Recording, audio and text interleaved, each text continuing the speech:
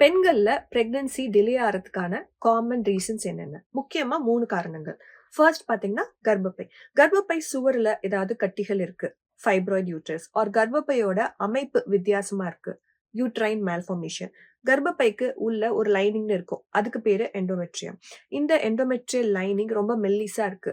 தின் endometrium R இந்த எண்டோமெட்ரியம்ல ஏதாவது ஒரு growth இருக்கு. Endometrial polyp. இதனால டிலே ஆகலாம். நெக்ஸ்ட் பாத்தீங்கன்னா ஃபெலோப்பியன் டியூப்ஸ். இந்த கர்ப்பப்பைக்கு 2 சைட்ஸ்லும் இருக்கிறது தான் ஃபெலோப்பியன் டியூப். இங்கே தான் ஃபர்ஸ்ட் பேபி ஃபார்ம் ஆகும். இதை நீங்க இமேஜின் பண்ணீங்கன்னா ஒரு பால் பென் அளவு தான் டயமீட்டர் இருக்கும். இந்த ஃபெலோப்பியன் டியூப்ல ஏதாவது ஒரு வாட்டர் கலெக்ட் ஆயிருக்கு, அதாவது ஹைட்ரோசால்பிங்ஸ் சொல்லுவோம், இல்ல இன்ஃபெக்ஷன் இருக்கு, பெல்விக் இன்ஃப்ளமேட்டரி டிசீஸ், அதனால ஏற்படுற ஃபெலோப்பியன் டியூப் பிளாக்னால கூட பிரெக்னன்சி டிலே ஆகலாம். மூன்றாவது பாத்தீங்கன்னா ஓவேரியன் காசஸ்.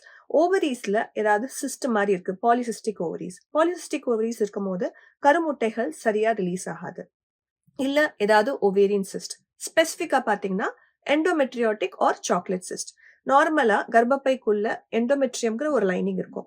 அந்த லைனிங் கர்ப்பப்பைய தவிர்த்து வேறு பகுதிகளில் இருந்ததுன்னா அதுக்கு பேரு எண்டோமெட்ரியோசிஸ். ஸ்பெசிபிக்கா ஓவரீஸ் மேல இருந்ததுன்னா அதுக்கு பேரு எண்டோமெட்ரியாட்டிக் சிஸ்ட். இதனால கூட பிரெக்னன்சி டிலே ஆகலாம். தேங்க்யூ.